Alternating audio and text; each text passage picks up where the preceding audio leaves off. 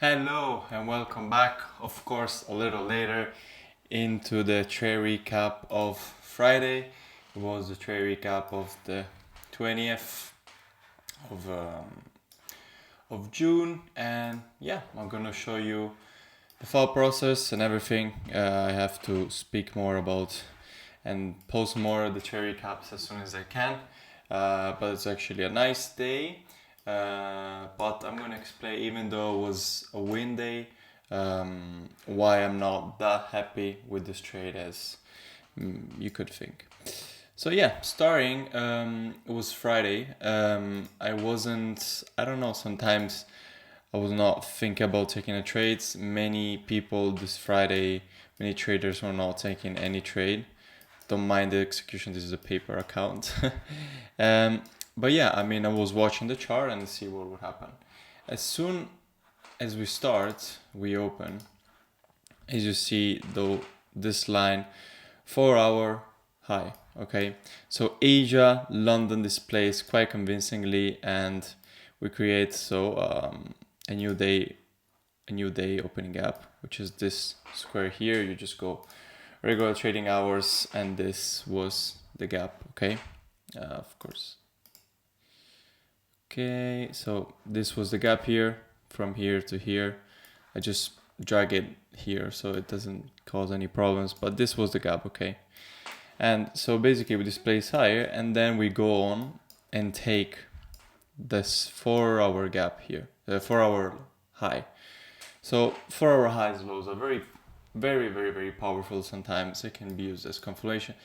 And then also we have, what are these two lines? These two lines are 4 hour gap, 4 hour imbalance. Okay, so basically here I'm gonna show here.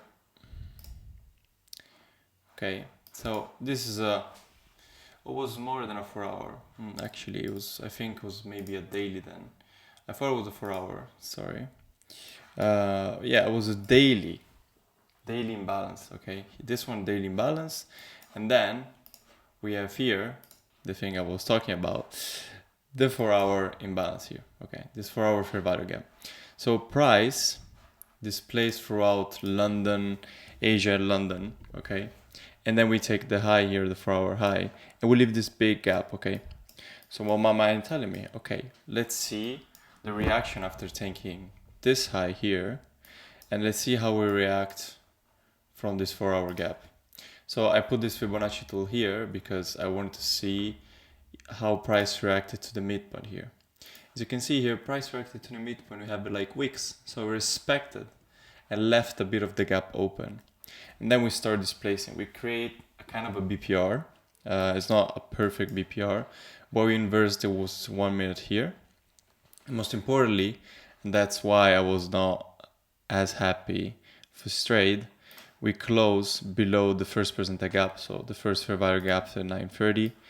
And then yes, here should have been the actual entry, maybe to target the midpoint. Okay, so this maybe like here. Okay, so these were the 67 points that I should have taken, and maybe I could have just left one because we will close below this, and you can aim maybe after, you can aim all the way to like here. Okay, this will be the max TP I will aim. We went down to London lows. Nobody would expect that, but like that would be the best scenario. I was still hesitant because we had this huge 1 minute gap here that we stayed a bit inside. Okay, so it's like, oh yes, we can maybe close below here, but then we also have two old first presented that we could just bounce off and then boom. Okay, so stay patient, and I waited that we inverse this. We inverse clearly, and then this was a 5 minute gap. Okay, and so after the 5 minute gap, I entered right here after the close, and then I entered with heavier size because now we were clear that we were gonna go down, but I just aimed, I think right around here, not that much. I think in the maximum was like midpoint or something. Could be, I think, right around here. And I also thought to just let it rip to here. but then I close half of the position at these lows here and then the rest down here. It was actually not the most beautiful trade because actually I closed it a bit too early here, and then I close, like my TP was here, and I closed the position a little higher. Like I didn't let the trade play out, even though when I was in the trade I said, okay, I am committing to it and putting my stop at BE, because and when I saw this here I was like, okay, I'm gonna get stopped, I'm gonna take out like here. And yeah, but like as you see here, price never went back to it. And I think when I take trades, and also for you that are watching, you just have to commit. Okay, sometimes price go through invalidation points, and it's useful sometimes to close it maybe a little early, but you have also to commit, because if you have an idea, if you actually place the trade, you have to be committed and you have to be proud of the trade and about what you did. And so just closing a little before just shows weaknesses and show that you're getting the emotion or getting control. And that's what kind of happened, even though it was a good day and we recovered the loss that I spoke about a few days ago. We could have recovered it fully, we could have went even more, but it's okay.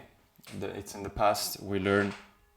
And now it's very complicated because we're in the midst of a new war, of so many things. Bitcoin again below 100k. Like there's so many. It's difficult times. Okay, it's challenging times. Trading wise, of course, I'm lucky to not be and participate in or see the conflict directly, and so I'm just here behind the computer watching what happens. And yeah, I mean, it's still scary for what's happening around the world and the fragile condition of the war in this moment. Yeah, like if we start a nuclear wars in this next few weeks, days, months, or years, all of this is not gonna be. Nobody will care about this, the markets, whatever.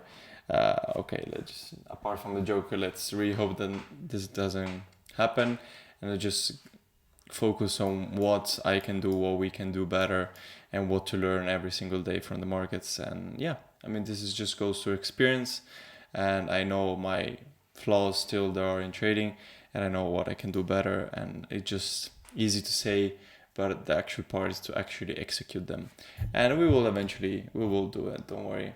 And so yeah, let's see how the market will react tomorrow. So now is Sunday, but tomorrow is Monday, so they will open and then we'll probably go very short, and then maybe we'll recover after. So it's good also to get good entries of different kinds of investment depending, of course, your situation. So yeah, as always, I'm yapping too much. The trade was that. There were some mistakes in it, but still ended up playing. So yeah, that's it. Old New York just dumped after a small manipulation leg, and then boom, dumped all the way here. So yeah, I hope this video was useful, and I'll see you in the next one. Peace.